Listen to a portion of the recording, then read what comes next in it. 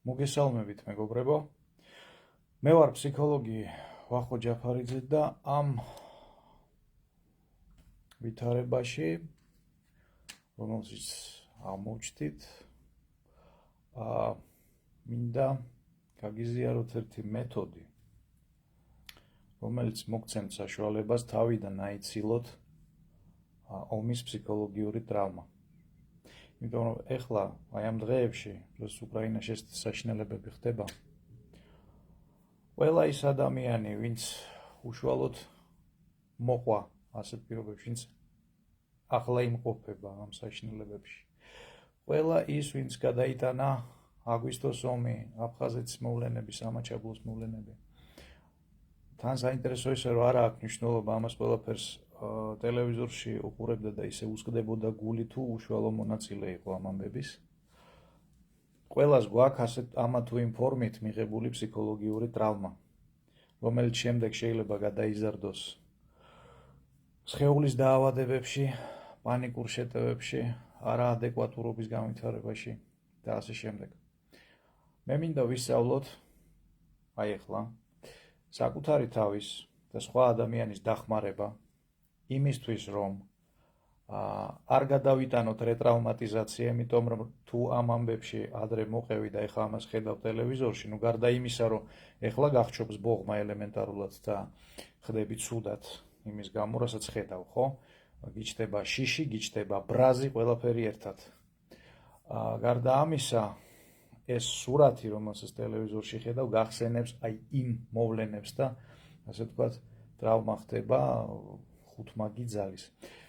შესაბამისად, იმისთვის, რომ გასაგებია, რომ ამაში ყველაფერში, ასე ვთქვათ, გავლა გვიწევს, იმისთვის, რომ არ დავზიანდეთ, იმისთვის, რომ შორს მიმავალი ნეგატიური ეფექტები, დაავადებები არ გაგვიჩნდეს, ასე ვთქვათ, ფსიქიკაში და ნერვულ სისტემაში, მინდა გასწავლოთ ერთი მარტივი მეთოდი, როგორ შეიძლება დაეხმაროთ საკუთარ თავს და როგორ შეიძლება დაეხმაროთ სხვა ადამიანს, რომელიც გახდა ცუდად ყოველივე ამისგან. ძალიან მარტივი რაღაცა. სულ ორი მომენტი გვაქვს დასამახსოვრებელი. მაგალითად, ხვდებით, რომ ან ემოციურად, ან ფიზიკურად, ან მენტალურად ჩარჩა რაღაცა ეს სურათები ახალი ამბების ყურების მერე და ვერ გშორდება. ან ემოციურად გაჯანჯღარებს, ხო? ან სხეულში გაქვს ტრემორი დაწყებული, მაგალითად, ხო, კანკალი. ან სხეულის რაღაცა ნაწილები დაბუჟდა და ვერ გრძნობ. ან ტუალეტში დაიწყე უფრო ხშირად სიარული, მაგალითად, ან ძილი მოგეშალა საერთოდ, ან კოშმარებს ხედავ. ყველაფერი ეს არის შოკური ტრავმის სიმპტომები. შესაბამისად, იმისათვის, რომ ავიცილოთ ყოველივე ეს თავიდან, თუ ასეთი სიმპტომები გვახასიათებს, პირველი დახმარება, რომელიც შეგვიძლია საკუთარ თავს გაუწიოთ, არის ძალიან მარტივი. ესე იგი, ხელებს ვადებთ აი ეს ერთმანეთს, ხელის გულებს. ამ შემთხვევაში თითები არ არის მნიშვნელოვანი, კრიტიკული, აქ არის მნიშვნელოვანი ხელის გულები. და აი ესეთ მოძრაობებს ვაკეთებთ ხელის გულზე. გნებავთ წრიული მოძრაობები შეგვიძლია გავაკეთოთ, შეგვიძლია აი ესეთი მოძრაობები ვაკეთოთ, ხო? თავარია რომ ხელის გულები ერთმანეთს ეხებდეს და ეს არ უნდა იყოს, აი დაზელვას არ უნდა გავდეს. ესეთი მოფერებას უნდა გავდეს უფრო, ხო? და დავიმახსოვროთ 7-დან 10 წუთამდე. აი ამას ვაკეთებთ, თუ დაგვეუფლა ესეთი, ასე ვთქვათ, მურტალი მდგომარეობა, რო არ იცის რა გაიქცა იმ მომენტში და სკდები შიგნიდან, აი ამას ვაკეთებთ დაახლოებით 7 წუთი ან მეტი. ცოტა ხანში შეატყობთ, რომ სუნთქვაც აღდგა ნორმალურად, ასე ვთქვათ, და დაგიბრუნდათ ნორმალური საღი აზრის უნარი. იმ შემთხვევაში, თუ სხვა ადამიანს სჭირდება დახმარება, აიტანა პანიკამ და ვერ ეხმარება იმ მომენტში საკუთარ თავს, ხო, აი ემოციებმა შეიპყრო, ხო? ამ შემთხვევაში ვაკეთებთ რას? ესე იგი, დავიმახსოვროთ, ან აი ეს ადგილები, აი აქ, აი დაუჯდეთ ადამიანს პირდაპირ და შეგვიძლია, ასე ვთქვათ, ესეთი მოფერებითი მოძრაობები, აი ბებია რო ეფერება ხოლმე შვილიშვილს, ხო, აი დაახლოებით ესე, მხრებიდან იდაყვებისკენ, აი ესე, აქაც გვახსოვს 7-დან 10 წუთამდე, აი ამას ვაკეთებ და უბრალოდ ველაპარაკებით ადამიანს. აი მთავარია იმ მომენტში ველაპარაკოს. გვცემს პასუხს, ნორმალურს არ გვცემს პასუხს, აი 7 ტონით ველაპარაკებით და აი ამას ვაკეთებ.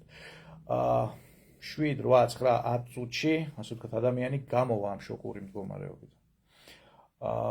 ну ალბათ აი ეს მომენტია, დავიმახსოვრეთ, ეს სხვა შორის საკუთარ თავზე შეგვიძლია, ან ეს მოძრაობები ვაკეთოთ, ან ეს მოძრაობები ვაკეთოთ, სულ ერთია. მაგრამ ეს არის ყველაზე მარტივი.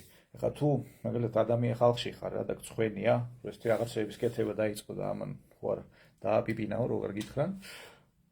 აი ესე ვადებთ ერთმანეთს ხელებს, აბსოლუტურად ნორმალური, ვთქვათ, მისაღები ჟესტია, სხვებს არ აღუძრავს არანაირ იდიოტურ შეკითხვებს.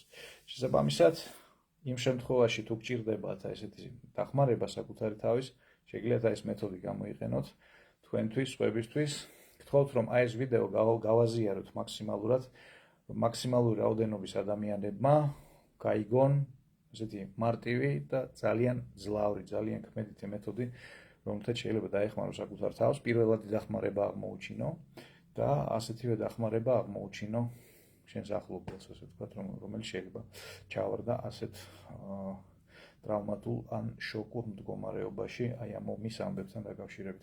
გისურვებთ ძალას ამ სიტუაციაში, გამძლეობას, უკეთესის იმედს და რა ვიცი, ვიყოთ ერთად და ყველაფერს გავუძლებთ.